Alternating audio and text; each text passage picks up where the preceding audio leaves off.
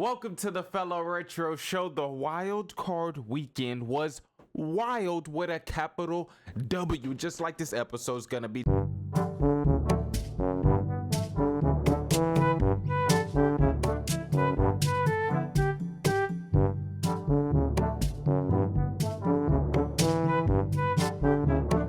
I'm not gonna hold you guys too long because if you new over here, it's the Fellowretro Show. We break down the games, we talk sports, but we bring a little bit of comedy to it. We joke, we have fun, because that's what we do over here. We like sports, but we also like comedy. We also like to laugh and have a good time. If you like what I'm talking about over here, hit that like button. I would really appreciate it. That's enough of the advertisement.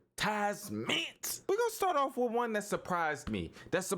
So, like, it literally surprised me. This game surprised me. I'm talking about you chilling, you relaxing, you literally are vibing, and somebody just says boo, and you really get scared because you weren't expecting it. You were surprised. I'm not talking about your mama say, baby, what you want for Christmas? And you tell her what you want for Christmas, and then she wrap it up for you, open it, and you're like, oh. You happy, obviously, but you ain't surprised. We talk about a real deal surprise. The Rams beat the Panthers 34-31, and the Rams winning is not the surprise. It's Bryce Young. I'm going to come up here and I'm going to tell you. I'm going to say I was wrong. You ask me, if you ask any fan that's been watching Bryce Young, anybody in the NFC South, if you've been watching anybody who's been watching the Panthers that's not a Panthers fan, even maybe Panthers fans would have told you they didn't expect this. We all thought the keys to success for the Panthers, the keys to success for Carolina was to run the football, and they couldn't run the ball for nothing. Rico Dowdle couldn't get nothing going. They ran the ball well in the red zone, which is where it mattered the most. Chuba got his touchdowns. Chuba got in the end zone. That's all that matters. If you couldn't run the ball all the way down on the other side of the field, it don't matter. Bryce Young carried it. As long as whenever you get down in that red zone, as long as you can punch it in, all is forgiven. But I thought that Bryce Young needed to have under 30 passing attempts, under 27 passing attempts for them to be in this game. But I was wrong, and I'll be the first person to say it. I never sit up on my high horse. I never just be like, There's no excuses. Bro went out there and balled. He balled. People were coming up to me, Retro, you got to watch out for the Panthers. This is before the game. You got to watch out for the Panthers. You think that Shuck and them going to take the division, which I still do. But I'm like, man, I've been watching Bryce Young. We swept the Panthers this year, man. I ain't worried about them. But, man, did he show me something? This game right here? Let's talk about it. He played amazing. He had that pick, that first pick to start off the game. You could say it was on him. You could say the receiver quit on the route. Regardless, it was a bad pick. And you thought the way that the Rams had started, Puka was turned not only in the receiving game, but in the rushing game as well. You thought with 14 points put up you thought it was over. I thought it was over. But Matt Stafford, he has not been. That's why I would give it to Drake May. I know Drake May has some turnovers as well. We're going to talk about that game. But Matt Stafford in these past couple of games, he ain't been looking like Matty. I was about to call him Matty Ice. That's Matt Ryan. But he ain't been looking like an MVP. He has his moments. And yes, there were drops on both sides. Puka was dropping some. Matthew Stafford was overthrowing some. Bryce Young definitely had a lot of drops on his receivers. Even the running backs was dropping passes. So yes, in that first half, both quarterbacks can put some blame on their receivers. The Rams were up 17-7 on the Panthers, and I thought it was over with, but I told y'all in my weakness and biggest strengths video, if y'all didn't see that video, y'all go check it out, because a couple of those teams, more than half of those teams are still in the playoffs. The Rams, I said their weakness was their defense. Yes, they play good defense, but they could stop the run, but this passing defense isn't really that good. I didn't think that Bryce Young was going to turn up like this. I'm not going to sit up here and say that, but I did say that passing defense can be had. But Bryce Young, bro, his connection he got with not only Coker, but with McMillan as well, man, that's going to be a great thing to see throughout the years. Not for me as a Saints fan, but I could watch it from afar. I can like them when they go against the Bucks, so I can like them when they go against the Falcons. But whenever they go against us, I don't want them to complete no passes. I want both of them to drop every pass, and I don't want them to go crazy against us. But I like what they got going on over there. I don't have nothing bad to say about the offense for the Carolina Panthers. They actually have a head coach now, so that team they're going to be a tough out. They're going to be him and Shuck going to be battling. They're going to be battling. On the defensive side for Carolina, though, man, as a Saints fan and just as a fan in general, I don't really see the hype with J.C. Horn. I really don't. I think Mike Jackson is better than J.C. Horn, in my opinion. What I've been seeing whenever I'm watching the Saints go against him, or if I'm watching another team go against him, I just think that Mike Jackson plays just a little bit better defense. I think he's in better positions. I don't think he gets beat as much. That's just me. I think that J.C. Horn, I don't think that quarterbacks or receivers are as scared of him or think he's this lockdown corner like Panthers fans do or the media does. You always hear about J.C. Horn this, J.C. Horn that. Look at these stats about J.C. Horn. He hasn't allowed this or that, but that's not what I see. I see receivers go crazy against him. On the Rams side of things, Matthew Stafford, like I said, did not look good. He was not efficient at all, missing. Not only was he missing and it was drops, he just didn't look good. Had a pick. He just didn't look good at all. Bryce Young looking good out there, not making the NFC South look weak. Had a lead late, 27-31, but man, 2 minutes is like 2 minutes is like 5 minutes whenever it comes to these great quarterbacks. Breeze, Brady, Stafford, Rodgers. You give these guys, Mahomes, even Josh Allen, you give these guys 2-3 minutes, they can make something happen. And I mean, that's what he did. Matt Stafford made something happen. He didn't have a great game, but whenever his number was called, whenever 9 was called, down 27-31 with 2 minutes left, he made it happen. He made it happen. He scored. They went up late. Gave Carolina only a couple seconds. Yes, Carolina's receivers did drop some passes on that last drive, but they still had to have scored a touchdown to take the lead. So I don't think that was going to happen. The past like 5 weeks, maybe 6 weeks, I've been noticing with the Rams, like they will start off the drive with Kyren Williams and he'll get a whole drive to himself. Like the whole drive, no matter what happens, he's in the whole time. And then Blake Corum will come in and then Blake Corum will have his own drive to himself.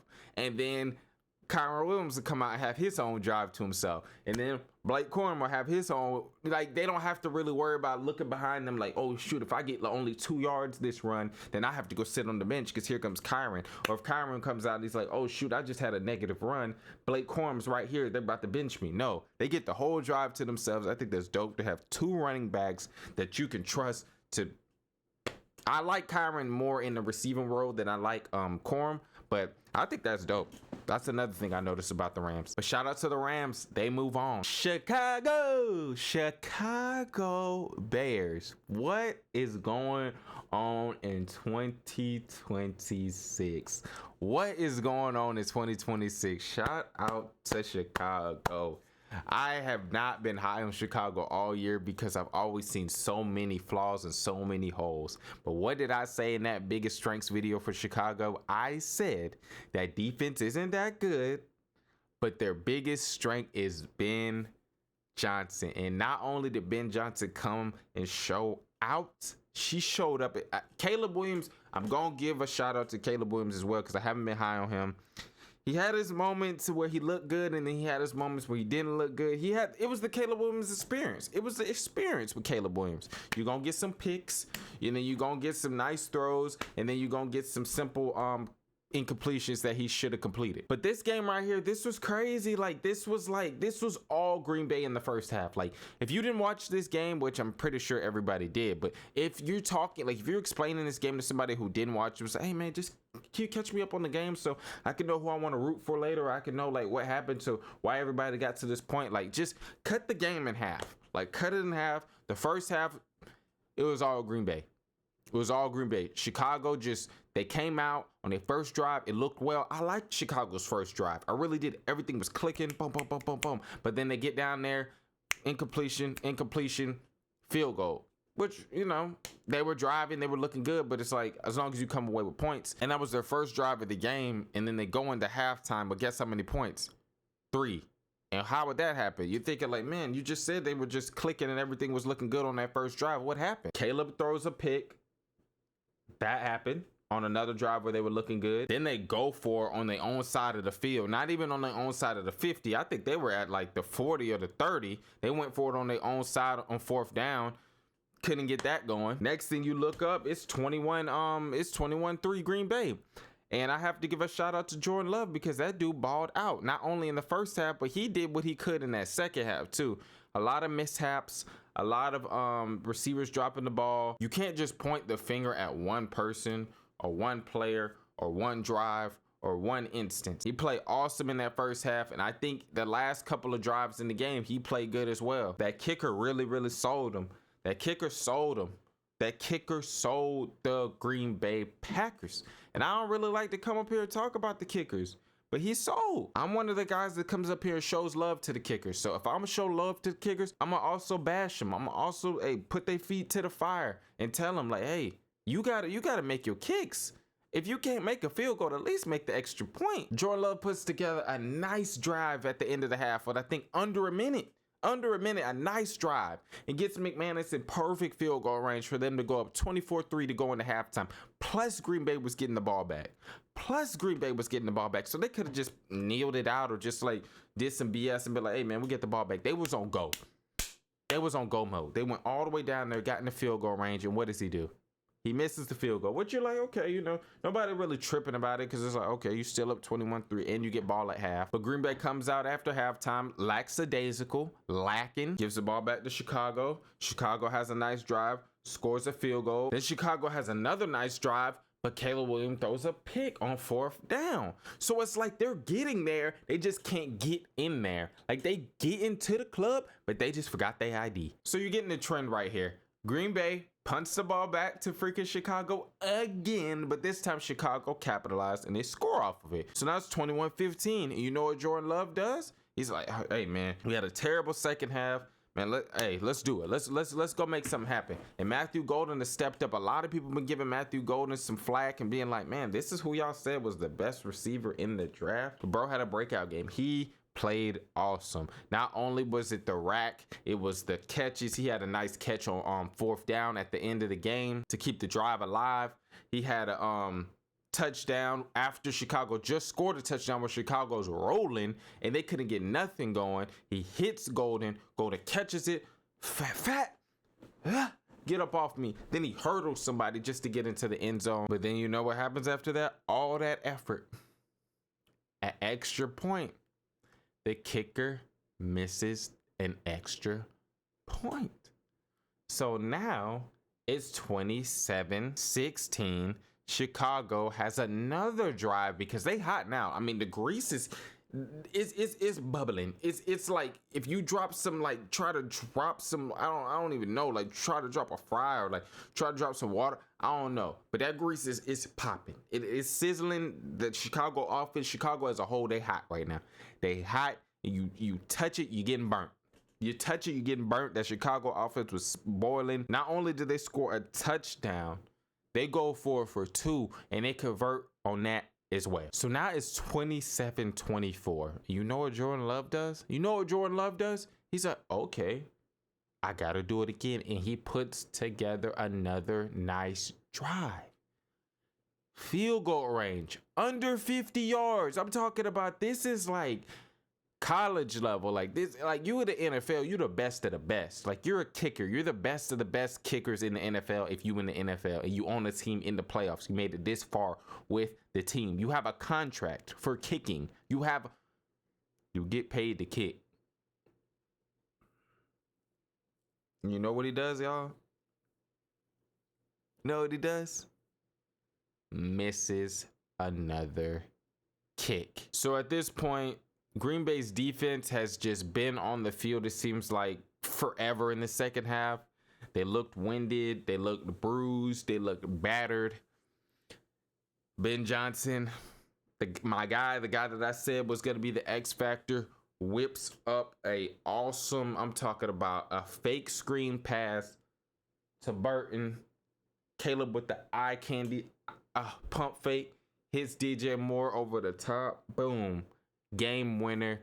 You're done, son. And it's over, and Chicago wins the game. Game time. Well, I really can't necessarily say game time because Green Bay did have a chance. I mean, dang, Jordan Love did cook on that drive, that final drive, just to try to make it a chance.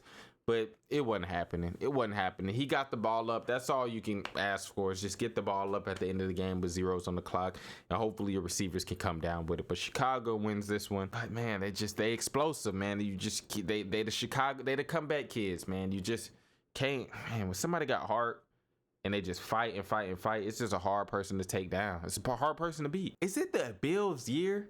I mean, I like a lot of different players and a lot of different teams for various reasons. There's different teams and different players I like in this playoffs. But what I'm going to say is it the Bills' year? Because everybody's saying if the Bills don't get it now, when they going to get it? But I can't even say that because there's teams that I like a little bit better than the Bills. But one thing that I will tell you is that man Josh Allen, no matter if he is beat, battered, bruised, I'm talking about not only finger, knee, foot, ankle, and had a head injury in the same game, and still proceeded to pull off this throw right here, y'all. I'm talking about back foot, kind of like flat-footed flinger to Brandon Cooks for a dagger. Obviously, that catch didn't score a touchdown, but that was one that was like, when you go back and talk about this game, that's going to be one of the, look, I'm going back and talking about the game. That's one of the plays that you're going to point out. This game right here was one of the harder ones to predict, the harder games to sit down and say, like, I'm going to take this team, because on paper, you would want Josh Allen and you think the Bills can win because it's just like, this is Josh Allen and it's the Bills. We've seen him make deep playoff pushes. We've seen him year in and year out. But with me watching Jacksonville, I knew that Jacksonville's defense could stop the run. I knew they could be had in the passing game, but I knew that no matter what happens on offense, I know that Jacksonville is going to stop the run. And boy, did they stop the run. Jacksonville's defense, I'm going to give them a freaking hand clap, because Jacksonville's defense came up and played well. I mean, in the run game. I mean, they got burnt up in the passing game, but they were not a good passing defense. They just created turnovers and they stuffed the run, which they did really, really well. James Cook couldn't get going. I expect him to get going next week. I like what I saw from Trevor Lawrence after that first pick. He came back down, got the first touchdown of the game to my guy Brian Thomas Jr., LSU. I think there was a lot of like moments in this game where you could have swayed with any side. Like, I don't think that either team really took control, because Jacksonville went up late with Trevor Etienne. Jacksonville went up late with Etienne, and you probably thought, oh, it was over with. But what was that, like 4 or 5 minutes left to give Josh Allen? I'm thinking like, bro, Josh Allen been through too much heartbreak. He didn't listen to too many sad songs to let his playoff dreams go away with him having 4 minutes and having the ball in his hand. Like, that just wasn't happening. I actually thought that this was pretty funny. I'm gonna play a clip. No, the NFL don't play, so they don't play. They'll take a video down real quick. But I'm going to see if I can sneak this in real quick. Number one kickoff return, average 35. It gets hit by his own teammate. The ball's on the ground. It's just like announcers. They just be saying anything. Like, I know in their head it sound good. Like, hey, man, I'm finna hype this up because he been killing it all year. Or, man, Curry ain't missed at the free throw line in this many attempts. Like, they just be saying stuff and it just happens, and it's just funny. So I thought that was funny. Not for Ray Davis, but I just thought it was just funny when I heard it. I was like, I'm thinking like, okay, you finna do something.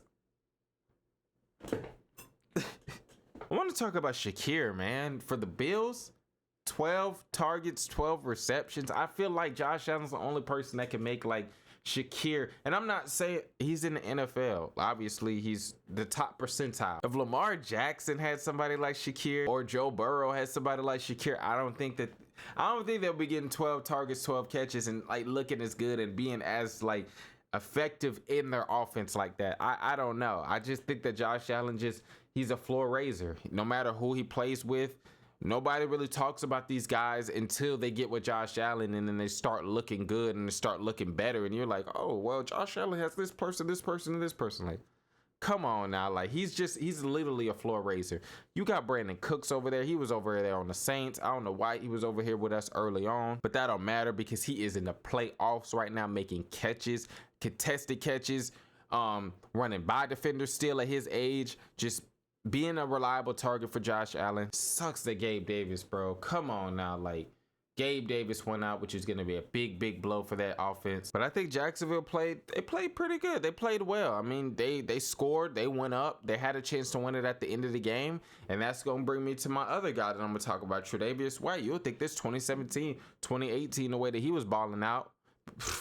I thought that his relationship wasn't good with the Bills. They let him go. He went over to somewhere else, started getting cooked up. Got picked back up for the Bills, and look at him. He was everywhere. Yeah, he got beat a few times, but I saw him more making plays this game than getting beat. And that brings me into Buffalo moving on. With Buffalo moving on, I think that this running game, I don't think that you're going to see Josh Allen throw the ball that much. I don't think that you're going to see Josh Allen have 28 completions. I just think that Jacksonville just made it a point to stop the run, which maybe all teams may do, but I think that Jacksonville that was their claim to fame.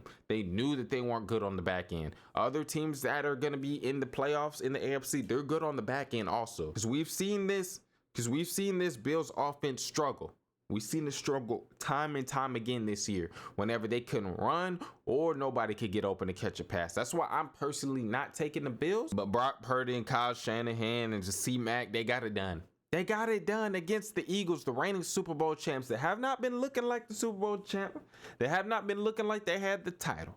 But it don't matter what you look like. It's a matter of what is the facts. And they won the Super Bowl last year. They were the champs. You want to win. You want to have a new Super Bowl champion. You got to take out the champs. The 49ers came right out on timing, scoring right away. I'm talking about they scored so quick. Brock Purdy with a 61-yarder. It was really all Demarcus Robinson, but the pass ended up going for 61 yards to start the game. They scored 7 on their first drive. Then the Eagles come back, making it a point to get not only Saquon involved, but get A.J. Brown involved as well. He had a lot of little comeback routes. Those were the only routes that he was really catching, which we'll talk about later with him in catching and what he did and what he didn't catch. But it was a lot of comeback routes. It was a lot of a little 7 or 8 yarders, turn around, turn around, Those were his only catches that I saw that he was effective with this game. Saquon looked good, not only he didn't really look good in the running game because they haven't looked good in the running game like all year. And the 49ers did a good job tackling all game. Man, they did a good job tackling.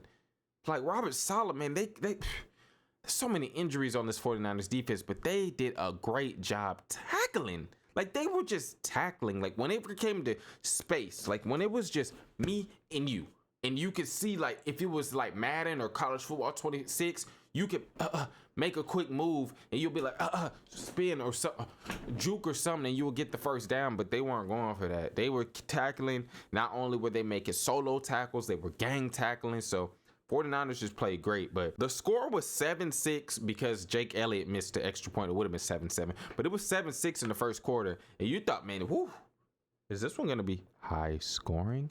Nope. This is not high scoring at all. It started off good. Then it was just a whole bunch of bad play, really more bad play on the Eagles, I would have to say, because the Eagles did get 2 turnovers by Mitchell. And what's crazy is they was picking on Mitchell. Brock Purdy was picking on Mitchell early. Like he was throwing at receivers that were guarded by Mitchell, but Mitchell wasn't going for that. He ended up getting 2 picks off Purdy. So I would say not just because the Eagles lost, but the Eagles with having more opportunities, they didn't make nothing up. I think Barkley looked pretty good whenever he had space. He still had that burst. Tank Bigsby, bro, look good. A really good backup running back. You're not going to get too many carries behind guys like Christian McCaffrey, behind guys like Derrick Henry, behind guys like Saquon Barkley. So whenever you do get your chance, you got to show them. And Bigsby, he showed them. Goddard played well. He was the only guy that was like getting open and catching the ball, which we'll talk about later on that last pass. Devontae Smith, when targeted, came down with it whenever it was catchable. Came down with it. I mean, there was a few times where he hit Devontae Adams. Talking too fast. Devontae Smith in space, and he just got tackled right away. He couldn't make a move. Prayers up to George Kittle. I mean, he looked like he tore his knee apart in the first half, which sucks because not only is George Kittle one of the best receiving tight ends, he is one of the best blocking tight ends as well. And you know what that running game, it's been up and down all year, probably because George Kittle has been in and out of the lineup. But I think Purdy answered the bell, man. I think that Purdy has just been phenomenal. Kyle Shanahan has been phenomenal as well. Both of them. Kyle Shanahan had a super nice trick play in there. It was a great throw by Jennings, and it was a great catch by C-Mac. But just being able to call this play and having confidence that these guys are going to execute it, like, this dude just coached circles around Sirianni or in that whoever the offensive coordinator is. There was a really weak unnecessary roughness call that I wanted to talk about. Like, I don't like how you could be running full speed like Jalen Hurts. Like, he was running full speed and he like shut it down. He like broke down like at the last second. But everybody knows, especially officials, if you're gonna be throwing a flag, like, you're running full speed.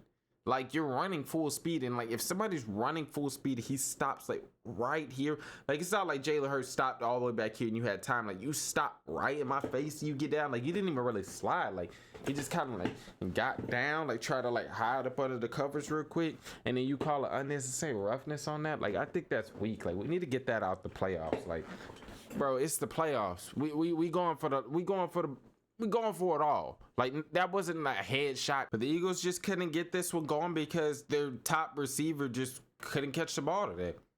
That's just what it is. I mean, a lot of people won't put it on AJ Brown. A lot of people will put it on AJ Brown, and I'm not putting the whole thing on AJ Brown, but he maybe get 80% of the cake.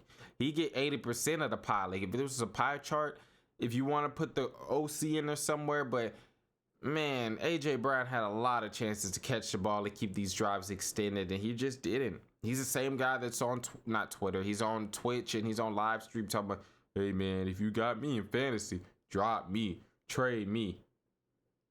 Okay, but it's the playoffs now.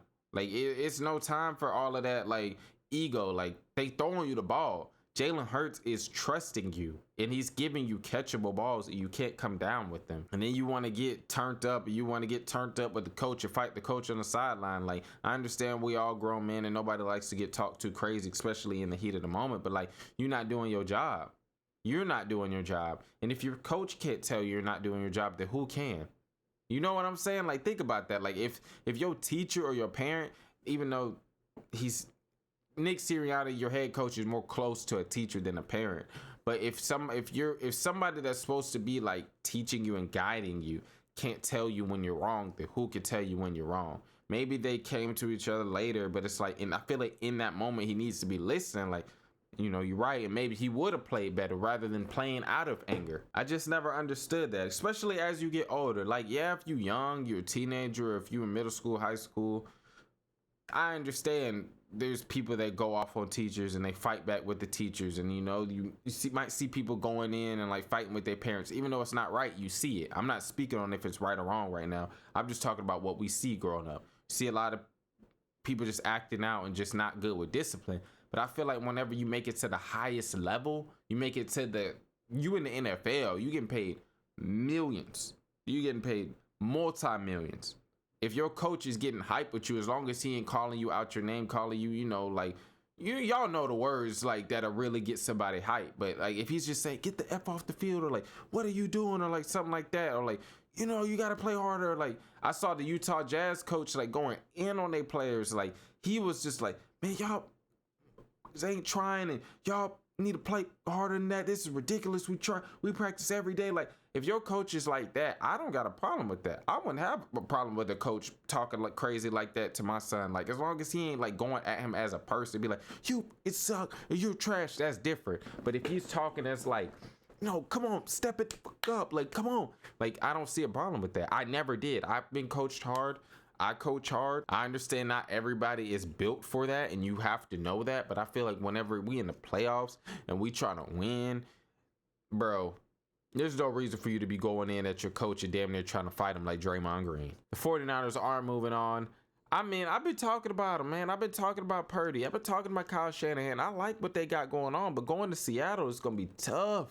It's going to be tough with no Kittle. I'm not going to count him out because I'm still not sold on Sam Darnold. We'll see. I'm excited to see it. I do want to talk about this last play. A lot of people are like, oh, why throw it in triple coverage? Like, oh, y'all want to talk about AJ Brown. Why did Jalen Hurts throw this ball in the triple coverage? This is to move on, to potentially score and get in scoring position and then move on in the playoffs. Are you going to throw the ball to somebody that has dropped 5-6 passes, or you gonna throw the ball to somebody that's caught damn near every pass and caught a tough pass on this drive alone for you. Dallas Goedert's been the only person that's been catching the ball for me. I'ma trust him. AJ Brown, he was clamped over there anyway, if that's what y'all wanted them to throw the ball to. Patriots beat the Chargers 16-3, and the Patriots defense chose violence. Patriots defense was on one, and it wasn't even like it was the front four. It wasn't like it was the edge, the defensive tackle, and the edge. Them four guys, they were getting pressure on their own. They were sending blitzes. They were getting the safeties in the box. They were bringing them linebackers. They were doing stunts. They were doing wraparounds. The pressure that they put on Herbert was amazing to see from a defensive standpoint. Now, if you talking about if you were watching for Herbert's safety, that's a different story, because that dude did not look good. He did not look well. That brother right there, he gonna need an ice bath for a month. The way he already had a broken hand, but shoot, man, the way that they were tearing him up, boy, they was tearing him up. Like, go out there and go feed the birds real quick. Like, you got birds in your city, you got birds near you, go get some bird seeds or get some bread or get some chicken. I don't know what birds are eating nowadays. It's 2026. Animals is acting crazy. They eating anything. They might eat, I don't know, they might eat pizza. They might, you don't know, they might eat ramen. They'll eat whatever nowadays. Go out there, go feed the birds, just go throw some stuff in the air and watch it hit the ground and watch the birds just. That's how that defense looked on Justin Herbert's behind. I told y'all, I've been saying it for like 7 weeks now. The Chargers ain't going nowhere. As much as I like this defense, as much as Henley, as much as Derwin James, as much as these guys are good, as much as this defense is good, if you can't protect your quarterback, what are you going to do? You go into every offseason saying, we got to protect Herbert. But you can't, you know what I'm saying? You can't, like, predict guys going down. Like, they might as well just go in a draft and get center, guard, and maybe get another tackle. Because they're good everywhere else. They're good. I like the Chargers team, but they just can't stay healthy. And the backups haven't been doing it. There's not even really nothing to talk about from the Chargers standpoint on offense at all, I have a whole Chargers video dropping later today, so check that out if you want to watch that. It was fun. Not fun. It was just go watch it. It's me reacted to a lot of people's takes about Justin Herbert not being top 5, not being top 10. Somebody compared him to Andy Dalton. It was crazy. So I'm gonna just go save the Chargers talk for that video. But on the Patriots side of things, what's up, man? I've been telling you about the Patriots. Everybody's saying, we want the Patriots. We want the Patriots. Patriots. We want the Patriots. You want the Patriots? You want them? You want them? Come get them. That's what I got to say. Drake May did not have a good game, but I believe in him. I believe in Vrabel. I believe in Christian Gonzalez out there locking down. I believe in that. What I don't believe in, I don't know. I don't believe in this pass rush. That's the only thing. Like, it seemed like whenever it was like no pressure on Herbert, he was turned and he was going crazy. But whenever they started sending them blitzes and started doing all that, then that's whenever it got. So with watching the game, it was a defensive masterclass on both sides, but I do still think that this Patriots defense can be had. But at the same time, I think Drake May could play 10 times better. So it could go either way. Houston, we have a problem on offense. Houston beat the Pittsburgh Steelers 30-6, and if you're a box score watcher, you would say that Houston just blew them out and just dismantled them and just went crazy.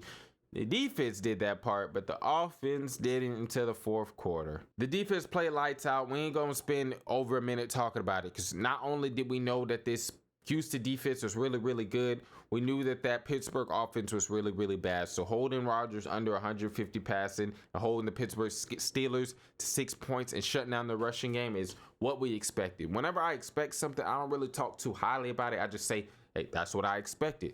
I expect you to go out there and do your job. If I think it's the best defense in the league, and I think that's one of the worst offenses that are in the playoffs, go handle business. But on Pittsburgh side of things, I really, really like the defense. I don't think stats tell the whole story.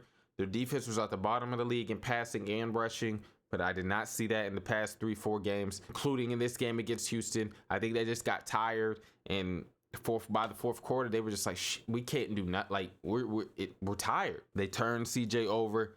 They had Houston in shambles on offense. Their offense finally just broke through in that fourth quarter. I like what I saw from Woody Marks. It was dope to see him get not only 100 but get a touchdown in there. So that was good. He was running hard. He's been a surprise player throughout the year. So it's good to see him shine. But I don't know.